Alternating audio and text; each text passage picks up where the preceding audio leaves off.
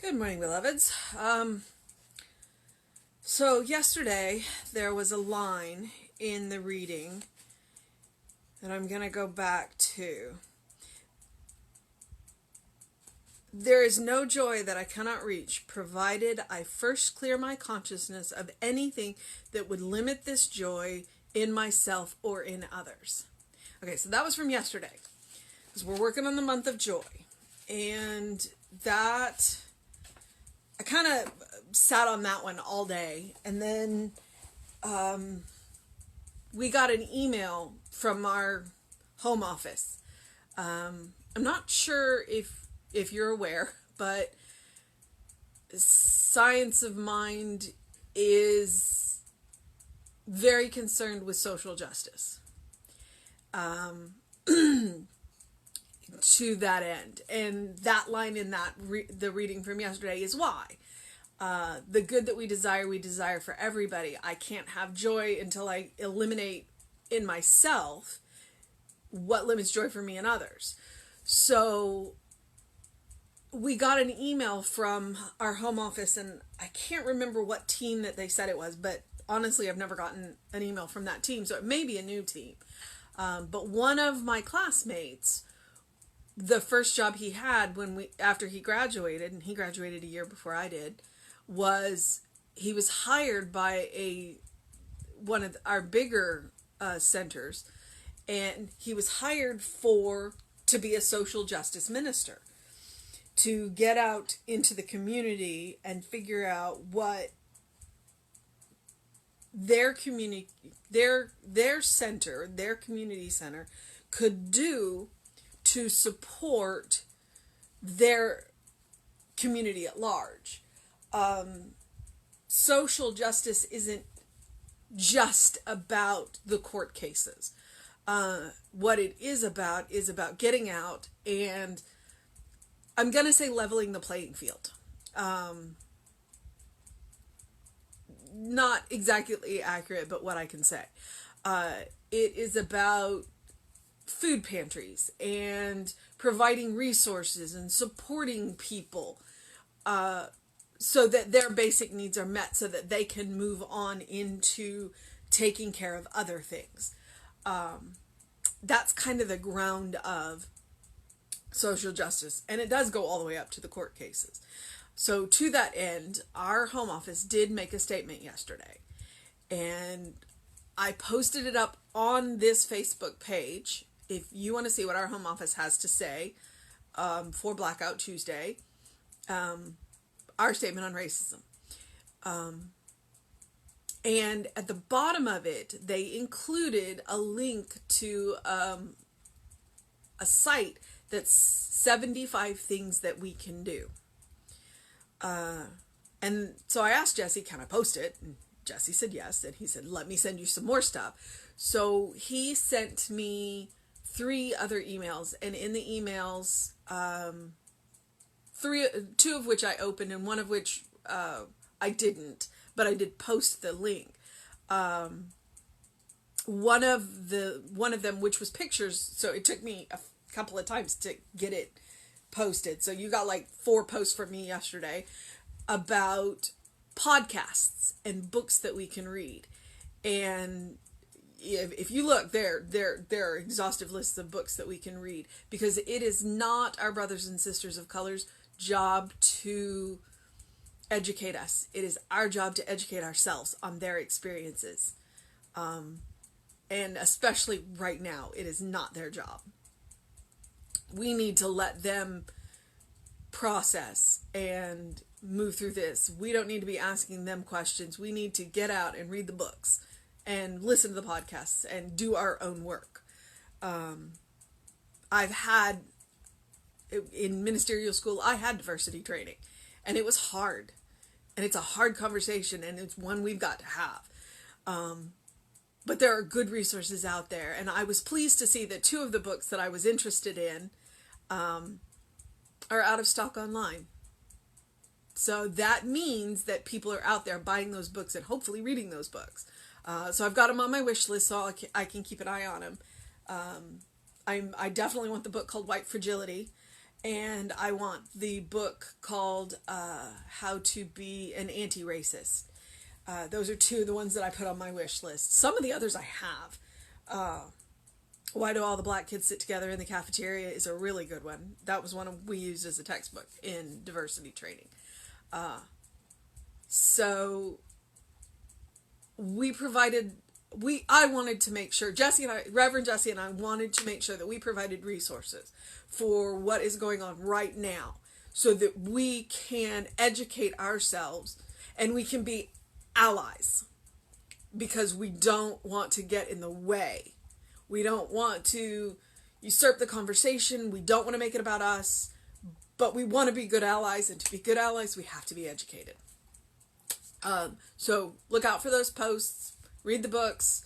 If you want to have conversations, then I know that we are creating a book, some kind of group that came out of one of the other classes. So there will be places to have those conversations.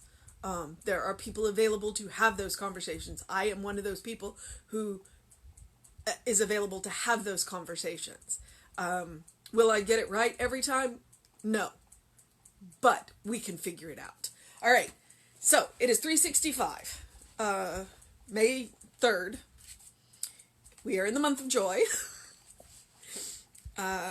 And the title today is Today I Meet My Good.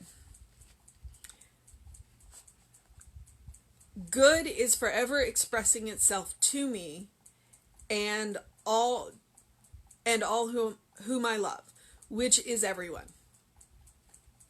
I realize that this good recognizes me and that I cannot depart from it. It presses against me and fills me with a great surge of life. I sense in the peaceful silence of the dawn a divine authority at the center of my being that announces itself in every moment and event of my day. I have implicit confidence in that invisible part of me that is my share in the God nature, my partnership with the infinite, my oneness with all that is, from the blade of grass to the glorious mountaintop. Today I accept my good. Today I bless that good and cause it to multiply in my experience. I consciously receive this good and loose it again into action, into everything I do. I know that my presence upholds and blesses everyone whom I contact, and that healing power goes from me. I know that today I shall be able to help everyone whom I meet. There is a song at the center of my being that everyone hears, a joy that everyone feels, a strength that is imparted to all. I place upon everyone I meet the seamless robe of Christ, the garment of truth, which is the unity of God and humankind. All right then.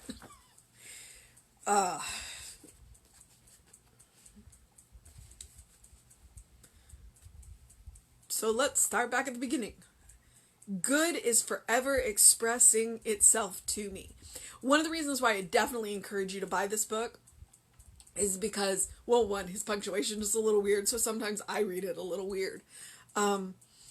But the other reason is because where he puts the capital letters so that you can see his emphasis. So as he says, good is forever expressing itself, that's a capital letter. Itself. To me. So he's not talking about the little, he's talking about the big good. Is expressing itself to me and to all of whom I love, which is everyone. Sometimes it's hard to love everyone, but it's our job. It's our job to recognize that we are all one divine family, that we are the multiplicity coming from the one. So on some level, we do love everyone. What we need to do is move from that unconscious and subconscious into the conscious, loving everyone. We don't have to love everything they do, but we can love everyone. And we are allowed to love from a distance. Don't put yourself in toxic situations. I realize that this good recognizes me and that I cannot depart from it. So it goes back to the story of, okay, you have to kill the chicken out of the sight of God. There is nowhere out of the sight of God.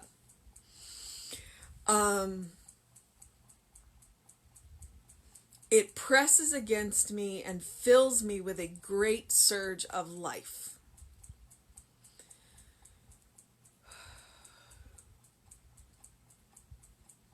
Recognize that.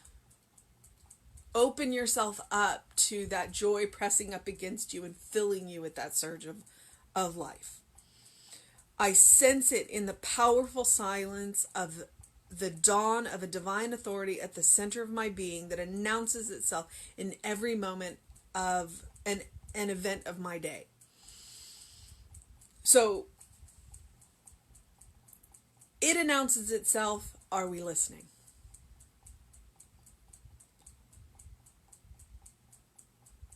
I have implicit confidence that the invisible part of me that is my share in the God nature, my partnership with the infinite, my oneness with all that is, from the blade of glass to the blade of grass to the glorious mountaintop. So I have implicit confidence, that's called faith, to the invisible part of me, that place where you meet God, that temple of the Most High, your heart.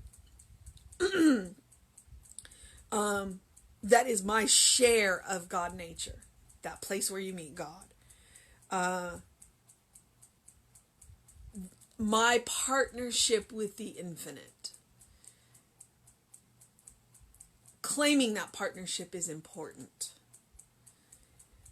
Claiming that oneness is important, and recognizing it from the most simple thing of the blade of the grass to the most glorious mountaintop you've ever seen. Today, I accept my good. Today, I bless that good and cause it to multiply in my experience. Now, the second paragraph, I really love the second paragraph. I consciously receive this good and loose it again into action, into everything I do. So I consciously accept it, and then I loose it into action. So that's what we talk about in Science of Mind. We treat, and then we move our feet. We talk about it, and then we do it. So we are a faith of action. We are a faith of action. We move into what we talk about. I know that my presence upholds and blesses everyone whom I contact, and that healing power goes from me. So he uses the word from me. I'm going to use the word through me, because my job, this is what I view my job is to be a calming presence, a healing presence to everyone I meet. Am I successful 100% of the time? No. But I work at it. I consciously work at it. I consciously work at being a calm presence, a healing presence, an uplifting presence to everyone I meet. I would say that the one person who sees less of that than anybody else is my husband, which means I need to work on that. He gets to see the storm so that people can walk into the eye of it. And I really should take better care of him. I know that today I shall be able to help everyone whom I meet. You go back to what Emma says, and what Emma says is they wouldn't come to you if you couldn't help them. So everybody that comes to you, there's something that you can do for them. And it may not be anything that you have to do consciously. It may simply be something that you say. It's not something you have to work at. If they come into the presence of you, there is something within the presence of you that you can provide for them. Sometimes it's as simple as a smile. So don't overthink it. Don't overthink it. There is a song at the center of my being that everyone hears, a joy that everyone feels, a strength that is imparted to all. That is your God flowing through you out into the world, into all of the people that you meet. I place upon everyone I meet the seamless robe of Christ, the garment of truth, which is the unity of God and humankind. Just think about that image for a minute. I place upon everyone I meet the seamless robe of Christ. In Science of Mind, we talk about Christ, and we talk about Christhood, and we talk about how it is a conscious state of mind. And that is one of the things that made Jesus so amazing, is because he put on that robe of Christ and was able to keep it on. Most of us put it on and take it off, and put it on and take it off, and put it on and take it off. Because we are human. We are spirits having a human experience. That is the reason Jesus was the master teacher, because he put that robe on and left it on. So it is our goal to, one, put that robe on and leave it on for longer and longer periods of time, and to gift that robe to everyone we meet. And sometimes it's as simple as allowing them to hear that song of joy at the center of our being. All right, I've done enough preaching for today. I'm going to move on with my day. Looks like it's going to be a sticky one here in South Houston, so if you have things to do, you might want to do outside, you might want to do them early. Do something loving for yourself. Do something kind for yourself. Do something compassionate for yourself today. It is all good. And what isn't in appearance, we are working on. All right. Know that you are loved. Know that we are with you. Know that we are continuing to find new ways to connect with you. Just a couple of notes today. I will be back with you at 9 a.m. as usual. Reverend David will be on sometime around 5 today as his schedule permits. And then tonight we have a special Facebook Live at 7 o'clock with Maggie and Charlie about using spiritual healing to heal from trauma. A little over a year ago, they were involved in the tornado that hit the Caddo Mounds Museum. They were in the building when it collapsed. So they should have an amazing thing to talk about. So please tune in right here, right now, to see what they have to talk about. It will be amazing. They're amazing people. All right, I am going to move on with my day. Do what you need to do to make it the best day you can. All right, beloveds, much love.